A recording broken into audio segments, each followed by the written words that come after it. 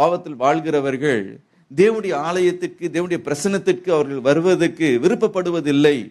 தங்களுக்குள்ள ஒரு குற்ற மனசாட்சி, எனக்கும் இயேசுவுக்கும் சம்பந்தம் இல்லை, எனக்கும் தேவனுக்கும் சம்பந்தம் இல்லை, எனக்கு ஒரு இரக்கம் கிடைக்குமா, எனக்கு ஒரு விடுதலை கிடைக்குமா என்று நீங்கள் கேட்பீர்கள் என்றால் நிச்சயமாய் கிடைக்கும். ஏனென்றால் இயேசு உனக்காக நொறுக்கப்பட்டார். சிலுவை ஆண்டை வந்து உங்களுடைய பாவத்தை எல்லாம் அறிக்கையிட்டு, ஆண்டவரே இன்றைக்கு ஆண்டவர் உமக்கும் எனக்கும் எந்த தடுப்பு சுவரும் இருக்கக்கூடாதாப்பா, பிரிவினை இருக்கக்கூடாதாப்பா, ஜெபித்தாலே ஜெபம் கேட்கப்படாதது போல இருக்கிறது, என் பாவத்தை நான் மறைக்க மாட்டேன் ஆண்டவரே, அவைகளை அறிக்கை செய்கிறேன். இயேசுவே எனக்காக நீ நொறுக்கப்பட்டீரே, ஆண்டவரே நீர் நொறுக்கப்பட்டீரப்பா, இன்றைக்கு என்னை நீதிமானாய் மாற்றும் என்று கேட்கும் பொழுதே இயேசுடைய பிரசனம், தேவனுடைய பிரசனத்தை அளவில்லாமல் நீங்கள் உணர்வீர்கள்.